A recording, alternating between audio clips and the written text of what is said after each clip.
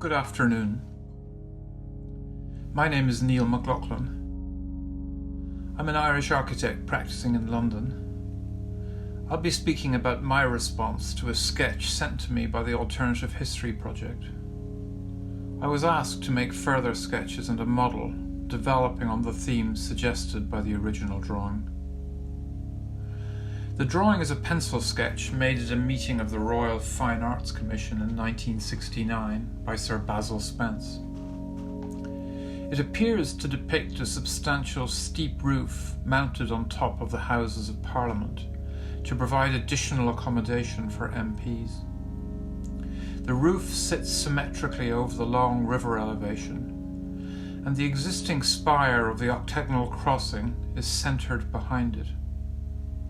Regular dots on the sketch of the roof presumably indicate apertures for light and air into the offices. The manner of the sketch is wan and tentative.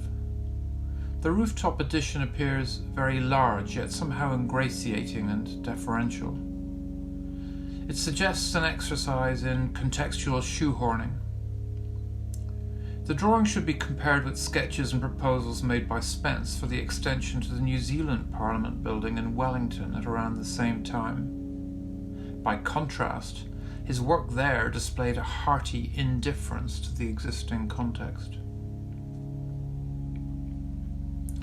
Alternative Histories issued an interesting provocation by asking an Irish architect practicing in Britain during the Brexit process to respond to a drawing of the Palace of Westminster for an exhibition in Dublin. In framing my response, I've gone back to that great Irish thinker Edmund Burke, who lived in Britain at a time of remarkable political change at the end of the 18th century. In a celebrated dispute with Thomas Paine, he advocated the primacy of gradual political change based on customs and institutions that evolve naturally through social processes.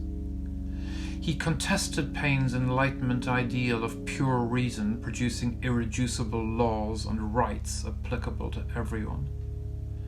The exchange between these two men is embodied in their great texts, Burke's Reflections on the Revolution in France and Paine's Rights of Man. I argue that Burke's position is a foundational interpretation of British social and political history that creates a clear distinction with developments on the European continent. Its thoughtful exceptionalism has framed the British view of their own position, and with all its lively contradictions, it is embodied in the architecture of the Palace of Westminster. The old Houses of Parliament had evolved over centuries around the palace and the Abbey at Westminster. Generations of buildings were grafted onto each other. It's notable that the House of Commons had a layout based on the antiphonal organisation of a cathedral choir or a chantry chapel. MPs, sitting in stalls, faced each other across an open floor. This building was burnt down in 1834, leaving the remnants of St. Stephen's Chapel and Westminster Hall. They would be incorporated into a new building. Designed and built between 1835 and 1860, the Houses of Parliament were already a monumental fudge. Charles Barry, the classical architect, paid Augustus Pugin to tart up his competition entry to fulfill a requirement for the building to be in the Gothic or Elizabethan style. In a time of famines and revolution, it was deemed prudent to mollify the country with a reassuring image of tradition and continuity. Contemporary commentary called for a building adapted, I quote, a building adapted to the Gothic origin and time-worn buttresses of our ancient constitution. A telling piece used the then current architectural theory of association by calling for an historic style from, I quote, the tales that charmed our childhood and the great chain of associations that bind Englishmen to their country. Given Barry's own planning instincts and the huge scale of this modern administrative building, there was always going to be a conflict between the organisation of the building and its architectural representation. Gothic revivals are an English business. They embody a yearning for a prelapsarian idyll, a childhood of the national community. English builders were already reviving the Gothic manner before it had fully expired, and they've been doing it ever since. This is the architecture of innocence, and it achieves the primary purpose of all public building. It establishes a fictional temporal depth, serving to bind citizens together. For Pugin, whose book Contrasts railed against the abstraction and deracination of the industrial age and offered pure Gothic as its antithesis, this commission must have felt like an inner betrayal.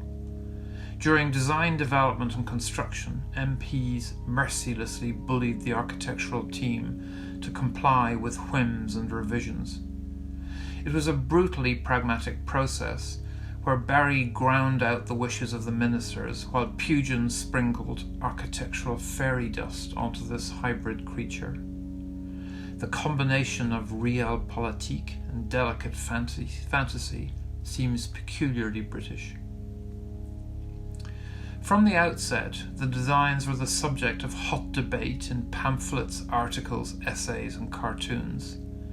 They were contested because the image of the country was at stake. I love this cartoon proposing a fresco for the new buildings. Father Thames introducing his offspring to the fair city of London, and there, diphtheria, scrofula, and cholera staggering out of the water to take their place in the new complex.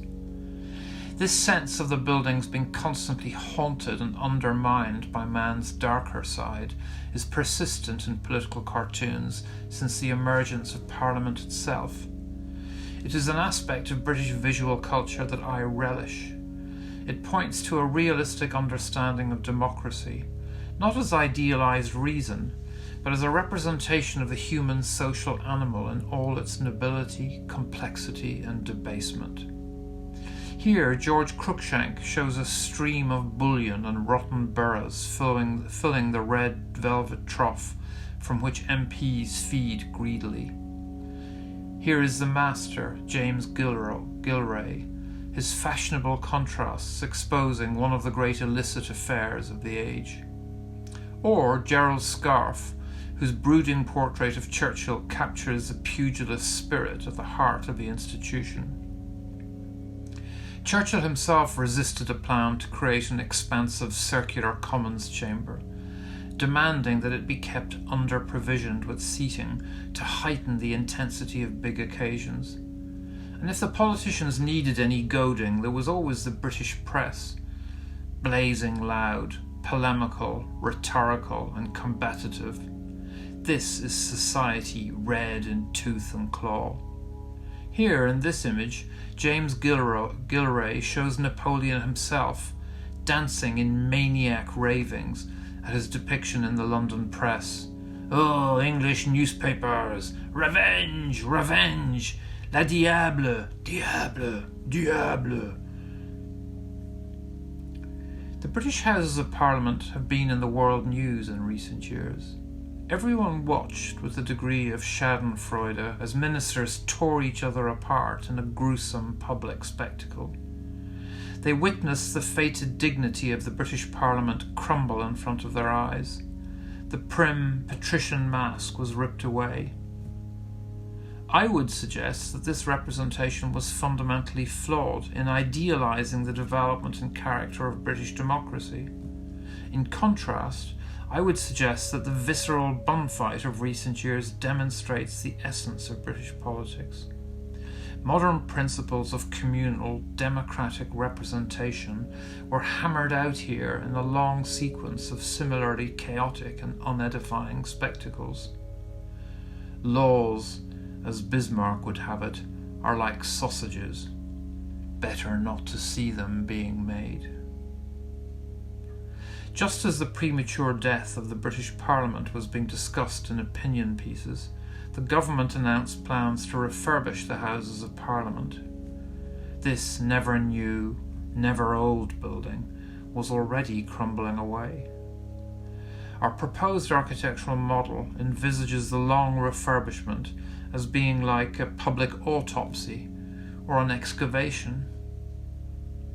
As in Van Meervelt's The Anatomy lesson of Dr. Wilhelm van der Meer, the peeling back could become an edifying spectacle and a public process, visceral human and rational human in dialogue. This could be witnessed and contested. My model shows the Palace of Westminster as a balancing device, with the fulcrum over St. Stephen's Chapel, and the Houses of Lords and Commons suspended equally on each side. It is also a body, opened up to inspection and interpretation. The sides are pierced with tiny pins to suggest an older idea of the body as an effigy or a puppet, a place to direct wishes and desires for fulfillment or revenge. We propose a public space on the roof covered in lightweight interwoven wicker in homage to the putative origins of Gothic. When the restoration is finally finished, the wicker cage could be taken down and put on a bonfire, along with televised press briefings from the Prime Minister. His proper place is back in the house.